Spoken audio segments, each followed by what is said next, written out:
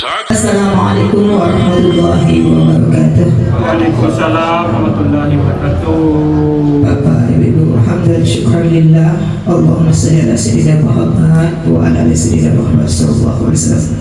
Pertama kali kita syukur kepada Allah, dan pertama inna lillahi wa inna ilaihi raji'un. Kok boleh kanda padi baca balang dan perahu, kok boleh kanda hati kan Allah Ta'ala melakukan Pak. Ikolah kita keluarga Masjid Raya Barak menunjukkan hati narusuh melakukan sahabat bersama awak kepada tuan rumah kami atas nama bersama. Mohon maaf segalanya atas ketempatan, karena mungkin tuan rumah dapat berita kami ada acara bulan di Sebetul ya.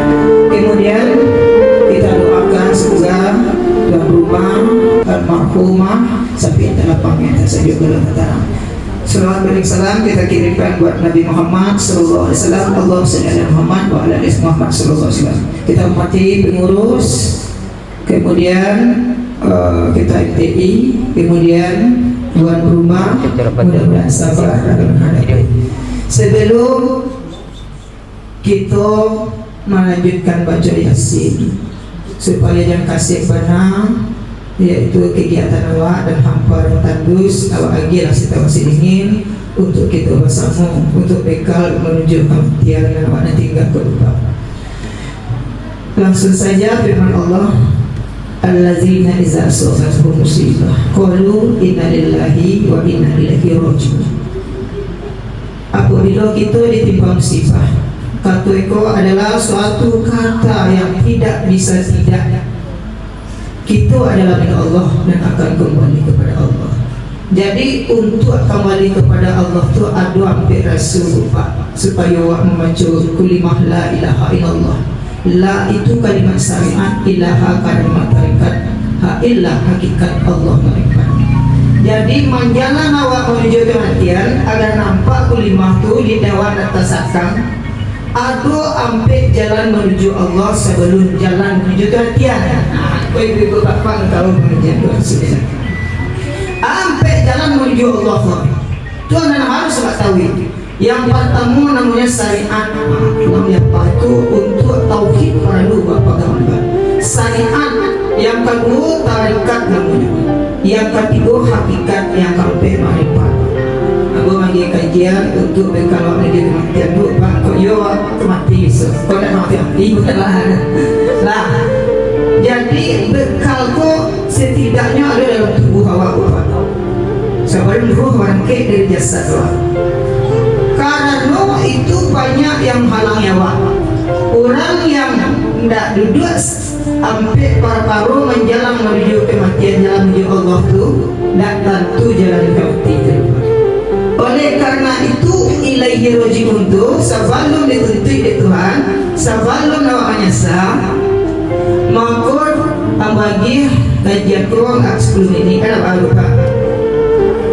Yang pertama jalan menuju Allah itu syariat. Syariat itu aturan agama. Orang yang senyum pepsosen menjalan kematian baca 2 bulan 5 hari. Ada orang seperti itu dong. Duduk inyo menjalankan aturan agama. Aturan agama kau nyupakai itu nang kulitnya hamparan kayak betul, tulangnya tiang kayak betul, kuritnya kayak betul, dirinya tagok bakal betul.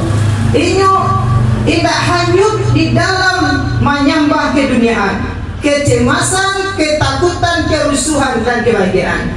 Awak kecemasan, kadang kami awak nak utang nak tabayyu nak taluk tapi lupa berdoa kepada Tuhan. Kadang kayak itu Pak. Awaklah menangi tapi lupa Tuhan awak dan bagian awak mendapat sakit. Awak kehilangan orang tua, kehilangan rumah tangga, tetapi lupa tempat menampung kepada Allah. Kadang-kadang dalam lupa itu kau boleh bahkan tak padi baca bala dalam baru kau boleh kada hati kada Allah Ta'ala melakukan dalam keadaan awak sendiri. Barang ke Allah dalam tubuh waktu awak meninggal.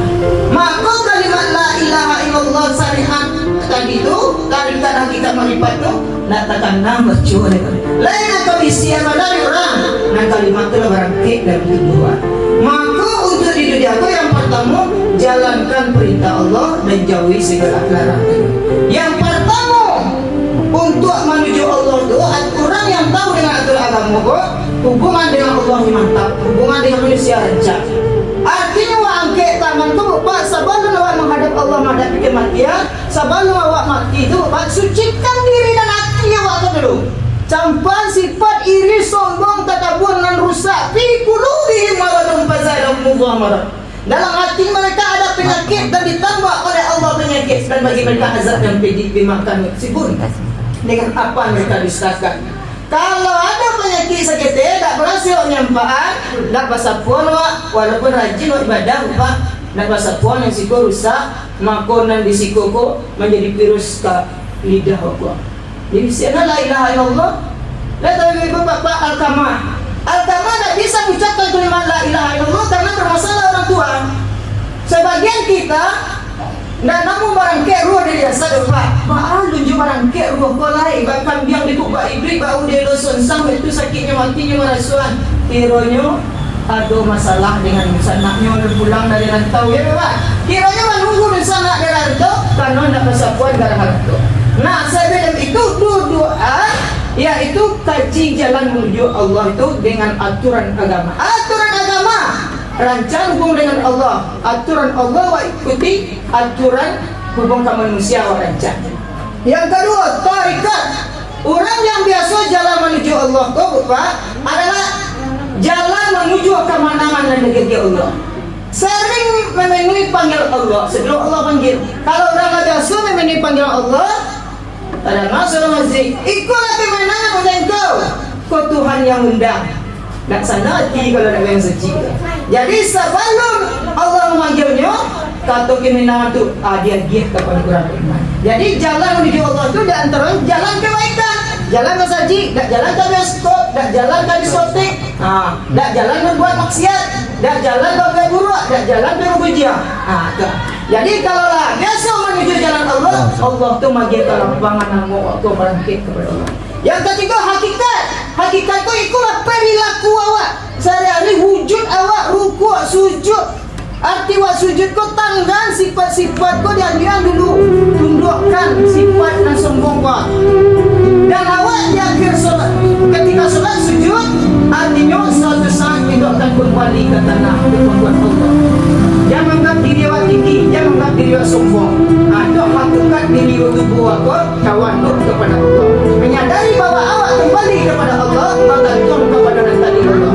Yang keempat namanya makrifat, laisa kamitslihi.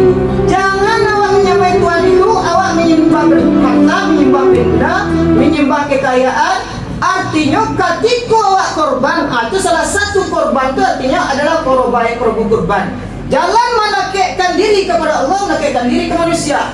Arti awak menyembelih kok sembelih sifat kehewanan awak, kesombongan dan ketakaburan awak, sifat tak peduli ke tetangga jadi sana awak. Karena tetangga awak sakit, tak peduli awak ke depan. Kadang awak bawanya banyak harta awak, tetapi awak lupa makin. Yang bawa titipan harta itu adalah milik Allah. Jadi jangan awak bagikan di jalan Allah. Ya ayyuhallazina amanu taqullaha yansurkum bisabbikum. Jika kamu menolong agama Allah, menolong saudaramu, melapangkan saudaramu, memberi anak makan dan fakir miskin, maka Allah lapangkan kehidupan dan kematianmu. Itu janji Allah itu Pak.